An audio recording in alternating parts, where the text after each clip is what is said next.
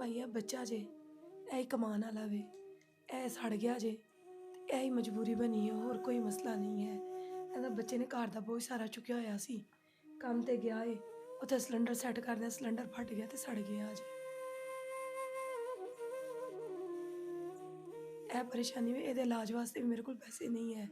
15-16 ਹਜ਼ਾਰ ਰੁਪਇਆ ਚੁੱਕ ਕੇ ਇਹਦਾ ਇਲਾਜ ਕਰਵਾਇਆ ਹੈ ਤੇ ਹੁਣ ਵੀ ਡਾਕਟਰ ਆਂਦੇ ਨੇ 40-50 ਹਜ਼ਾਰ ਰੁਪਏ ਦਾ ਇੰਤਜ਼ਾਮ ਕਰੋ ਤੇ ਅਸੀਂ ਇਹਦਾ ਇਲਾਜ ਕਰਨੇ ਆ। ਤੇ ਬਈ ਮੇਰੇ ਕੋਲ ਨਹੀਂ ਹੋ ਰਿਹਾ ਹੈ ਤਾਂ ਬੱਚਾ ਇਹ ਪਰੇਸ਼ਾਨ ਹਾਲ ਹੋਏ ਆ। ਇਹ ਮਜਬੂਰੀ ਬਣੀ ਹੈ ਕਿ ਕੈਮਰੇ ਦੇ ਅੱਗੇ ਆਏ ਆ।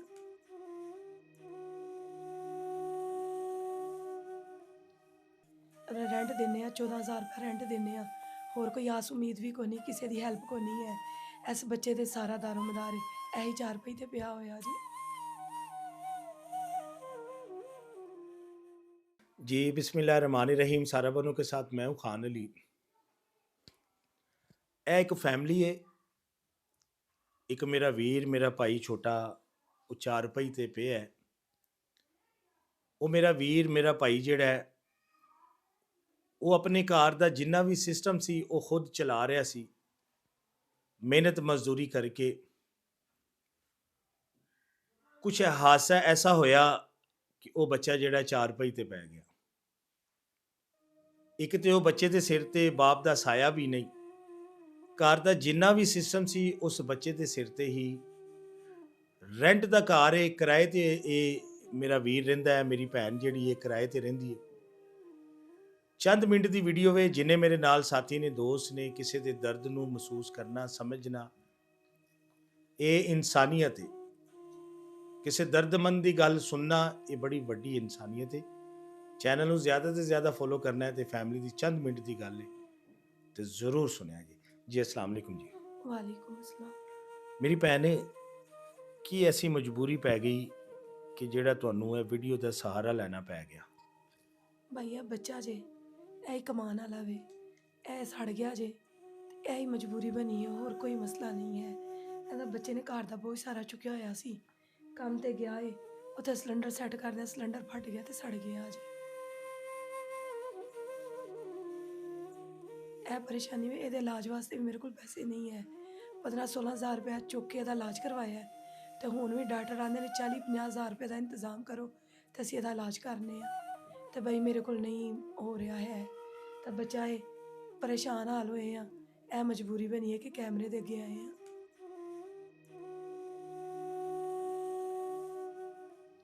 ਬੱਚਾ ਜਿਹੜਾ ਹੈ ਇਹ ਮਸਲਨ ਕਿਧਰੇ ਜੌਬ ਕਰਦਾ ਸੀ? ਹਾਂਜੀ, ਸੈਕਿੰਡ ਟਾਈਮ ਨਾ ਜਾਬ ਤੇ ਜਾਂਦਾ ਹੁੰਦਾ ਵੇ।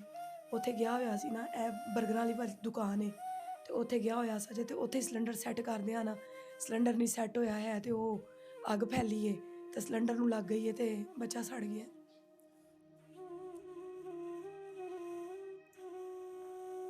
ਬਹੁਤ ਪਰੇਸ਼ਾਨੀ ਹੈ ਇਸ ਟਾਈਮ, ਕਿਉਂਕਿ ਨਜ਼ਰ ਆ ਰਹੀ ਹੈ ਬੱਚਾ ਜਿਹੜਾ 4 ਰੁਪਏ ਤੇ ਵੀ, ਔਰ ਕਮਾਉਣ ਵਾਲਾ ਵੀ ਇਹੀ ਬੱਚਾ, ਹਾਂਜੀ, ਕਿਉਂਕਿ ਘਰ ਨੂੰ ਦੇਖਣ ਵਾਲਾ ਇਹੀ ਬੱਚਾ, ਤੇ ਉਹੀ 4 ਰੁਪਏ ਤੇ ਲੇਟ ਗਿਆ। ਇਹ ਹੀ ਬੱਚਾ ਜੀ। ਮਕਾਨ ਵੀ ਸਾਡਾ ਰੈਂਟ ਦਾ ਜੇ, ਰੈਂਟ ਦਿੰਦੇ ਆ, 14,000 ਰੁਪਏ ਰੈਂਟ ਦਿੰਦੇ ਆ।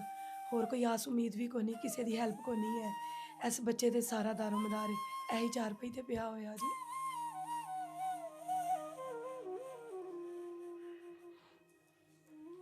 ਇਹ ਮੇਰੀ ਭੈਣ ਹੈ, 2 ਬੱਚੇ ਨੇ ਉਹਨਾਂ ਦੇ, ਇੱਕ ਵੱਡਾ ਬੇਟਾ ਹੈ, ਇੱਕ ਹੈ ਛੋਟਾ ਬੇਟਾ ਹੈ।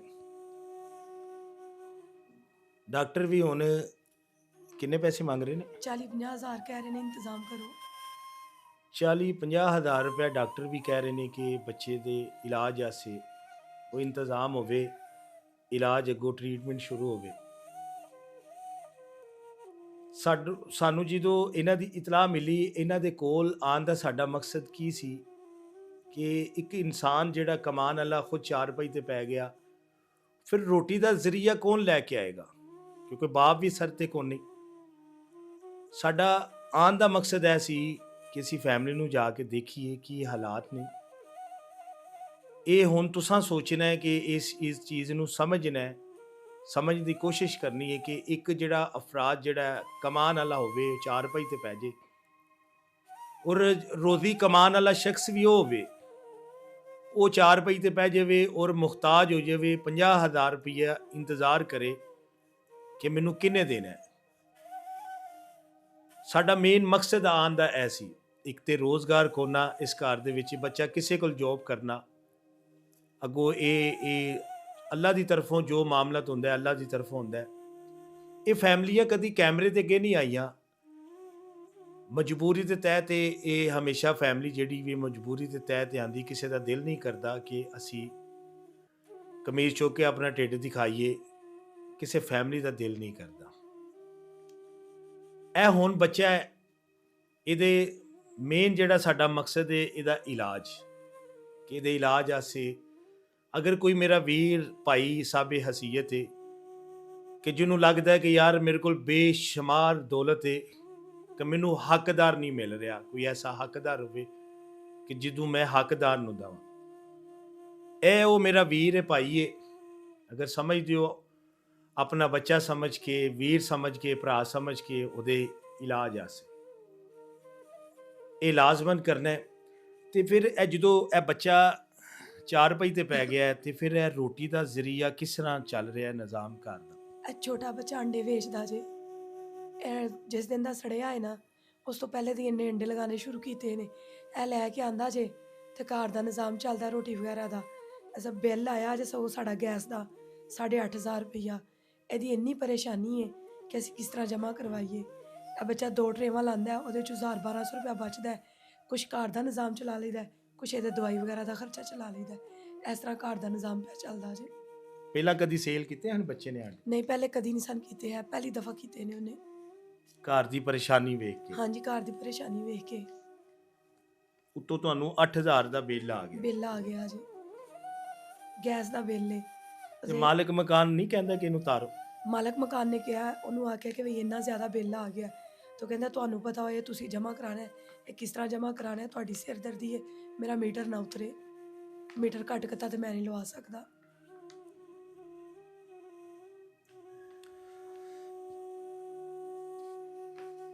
ਇੱਕ ਤੇ ਇਹ ਬੱਚੇ ਦੀ ਪਰੇਸ਼ਾਨੀ ਹੈ ਇਲਾਜ ਦੀ, ਦੂਸਰੀ ਪਰੇਸ਼ਾਨੀ ਹੈ ਰੋਜ਼ਗਾਰ ਨਹੀਂ ਹੈ। ਉਸ ਤੋਂ ਬਾਅਦ ਇਹਨਾਂ ਦਾ ਬਿੱਲ ਹੈ, ਕਿੰਨਾ ਬਿੱਲ ਜੇ ਮੇਰੀ ਭੈਣ? 8,500 ਰੁਪਏ। 8,500 ਰੁਪਇਆ ਬਿੱਲ ਹੈ ਇਸ ਫੈਮਿਲੀ ਦਾ। ਗੈਸ ਦਾ ਬਿੱਲ ਇਹਨਾਂ ਨੂੰ ਆਇਆ ਹੈ। ਕਿਰਾਏਦਾਰ ਜਿਹੜਾ ਇਨਸਾਨ ਹੈ, ਉਹਦੀ ਮੇਰੇ ਕੋਲ ਹੁਣ ਅਲਫਾਜ਼ ਕਿ ਕਿਸ ਤਰ੍ਹਾਂ ਉਹ ਜ਼ਿੰਦਗੀ ਬਸਰ ਕਰਦਾ ਹੈ, ਇਹ ਇੱਕ ਕਿਰਾਏਦਾਰ ਨੂੰ ਹੀ ਪਤਾ ਹੈ। ਇਹ ਇੱਕ ਕਮਰੇ ਦਾ 14,000 ਰੁਪਇਆ ਰੈਂਟ ਦਿੰਦੇ ਨੇ। ਕੋਈ ਇਹਨਾਂ ਦਾ ਐਸਾ ਜ਼ਰੀਆ ਨਹੀਂ ਰੋਜ਼ੀ ਦਾ। ਅਗਰ ਮੇਰੇ ਦੇਖਣ ਵਾਲੇ ਵੀਰ ਭਾਈ ਅਗਰ ਇਸ ਗੱਲ ਨੂੰ ਸਮਝ ਸਕਦੇ ਨੇ ਕਿ ਇੱਕ ਫੈਮਿਲੀ ਨੂੰ ਸਟੈਂਡ ਕਰਨਾ, ਉਹਨੂੰ ਪੈਰਾਂ ਤੇ ਸਟੈਂਡ ਕਰਨਾ। ਮੈਂ ਗੱਲ ਹੋਰ ਵੀ ਪੁੱਛ ਸਕਣਾ ਆਪਣੀ ਭੈਣ ਨੂੰ, ਕੀ ਗੱਲ ਪੁੱਛਾਂਗਾ? ਰਿਸ਼ਤੇਦਾਰ ਮਦਦ ਕਰਦੇ ਨੇ, ਜ਼ਾਹਰ ਅਗਰ ਕਰਦੇ ਹੁੰਦੇ ਤੇ ਅੱਜ ਬੱਚਾ ਠੀਕ ਨਾ ਹੋਇਆ ਹੁੰਦਾ। ਅਗਰ ਰਿਸ਼ਤੇਦਾਰ ਦੇਖਦੇ ਤੇ ਉਹ ਮੇਰੀ ਭੈਣ 8,000 ਰੁਪਇਆ ਬਿੱਲ ਨਾ ਅਦਾ ਕਰ ਸਕਦੀ। ਅਗਰ ਰਿਸ਼ਤੇਦਾਰ ਦੇਖਦੇ ਹੁੰਦੇ ਕਿ ਉਹ ਮੇਰਾ ਛੋਟਾ ਜਿਹੜਾ ਵੀਰ ਹੈ ਉਹ ਰਾਤ ਨੂੰ ਗਰਮ ਆਂਡੇ ਵੇਚਦਾ, ਕੌਣ ਪੁੱਛਦਾ ਜੀ? ਜਦੋਂ ਬਾਪ ਦਾ ਸਾਇਆ ਸਿਰ ਤੇ ਨਾ ਹੋਵੇ ਤੇ ਕੋਈ ਨਹੀਂ ਪੁੱਛਦਾ। ਅਗਰ ਇਸ ਮੇਰੇ ਵੀਰ ਦਾ ਬਾਪ ਜ਼ਿੰਦਾ ਹੁੰਦਾ, ਉਹ ਹਰ ਚੀਜ਼ ਕਰ ਲੈਂਦਾ, ਹਰ ਮੁਸ਼ੱਕਤ ਕਰ ਲੈਂਦਾ। ਪਰ ਇਹ ਫੈਮਿਲੀ ਦਾ ਜਿਹੜਾ ਦਰਦ ਹੈ, ਦੁੱਖ ਹੈ, ਉਹ ਤੁਹਾਡੇ ਸਾਹਮਣੇ ਮੈਂ ਰੱਖਿਆ। ਅਗਰ ਇਸ ਚੀਜ਼ ਨੂੰ ਸਮਝਦੇ ਹੋ, ਅੱਲਾ ਦੀ ਰਜ਼ਾ ਸੇ, ਇੱਕ ਤੇ ਰੋਜ਼ਗਾਰ ਕੋਨੀ ਇਹਨਾਂ ਕੋਲ, ਦੂਸਰਾ ਬੱਚੇ ਦਾ ਇਲਾਜ ਹੈ, ਉਹ ਅਗਰ ਹੋ ਸਕਦਾ ਹੈ, ਅਗਰ ਕੋਈ ਦੋਸਤ ਵੀਰ ਭਰਾ ਵੇਖਣ ਵਾਲਾ, ਇਹ ਛੋਟੀ ਜੀ ਰਕਮ ਹੈ, 8,000 ਕੁਛ ਪੈਸੇ ਨੇ, ਅਗਰ ਬਿੱਲ ਅਦਾ ਕਰ ਸਕਦੇ ਨੇ ਤੇ ਕਿਉਂਕਿ ਗਰੀਬ ਵਾਸਤੇ ਇਹ 8 ਲੱਖ ਰੁਪਈਆ ਬਿੱਲ ਹੈ, ਤੁਹਾਡੇ ਵਾਸਤੇ ਤੇ ਇੱਕ ਮਾਮੂਲੀ ਹੈ, ਇੱਕ 버ਗਰ ਦੀ ਮਾਰ ਹੈ, ਇੱਕ 버ਗਰ, ਇੱਕ ਸ਼ਵਾਰਮਾ, ਇੱਕ ਬੋਤਲ ਤੁਸੀਂ ਲੈਣੀ ਹੈ ਤੇ ਇਹਨਾਂ ਬਿੱਲ ਅਦਾ ਕਰਦੇ ਨੇ, ਤੇ ਇਹ ਗਰੀਬ ਵਾਸਤੇ ਬੜੀ ਰਕਮ ਹੈ। ਤੇ ਸਾਡਾ ਇਹਨਾਂ ਕੋਲ ਆਉਣ ਦਾ ਮਕਸਦ ਇਹ ਸੀ ਕਿ ਫੈਮਿਲੀ ਇਹ ਬੜੀ ਪਰੇਸ਼ਾਨ ਹੈ, ਤੇ ਮੇਰੀ ਹਮੇਸ਼ਾ ਸੋਚ ਹੈ ਕਿ ਯਾਰ ਉਸ ਫੈਮਿਲੀ ਦੀ ਮਦਦ ਕੀਤੀ ਜਾਏ ਜਿਹੜੇ ਹੱਕਦਾਰ ਨੇ, ਮਜਬੂਰ ਨੇ। ਨਹੀਂ ਤੇ ਅਕਸਰ ਗੱਲ ਕਰਨਾ ਵਾ ਕਿ ਦੁਨੀਆ ਪੜੀ ਪਈ ਹੈ ਸੋਸ਼ਲ ਮੀਡੀਆ ਦੇ ਉੱਤੇ, ਤਰ੍ਹਾਂ ਤਰ੍ਹਾਂ ਦੀ ਵੀਡੀਓ ਅਸੀਂ ਦੇਖਦੇ ਹਾਂ ਤੇ ਨੇਕੀ ਕਰਨਾ ਚਾਹੁੰਦੇ ਹਾਂ, ਪਰ ਅੱਗੋਂ ਸਮਝ ਨਹੀਂ ਆਉਂਦੀ ਕਿ ਹੱਕਦਾਰ ਕਿਹੜਾ ਹੈ। ਇਹ ਫੈਮਿਲੀ ਹੱਕਦਾਰ ਹੈ। ਅਗਰ ਇਸ ਗੱਲ ਨੂੰ ਸਮਝ ਸਕਦੇ ਹੋ ਤਾਂ ਜ਼ਰੂਰ ਮਦਦ ਕਰਿਆ ਜੇ। ਅੱਲਾ ਦੀ ਰਜ਼ਾ ਸੇ। ਪਾਕਿਸਤਾਨ ਜ਼ਿੰਦਾਬਾਦ।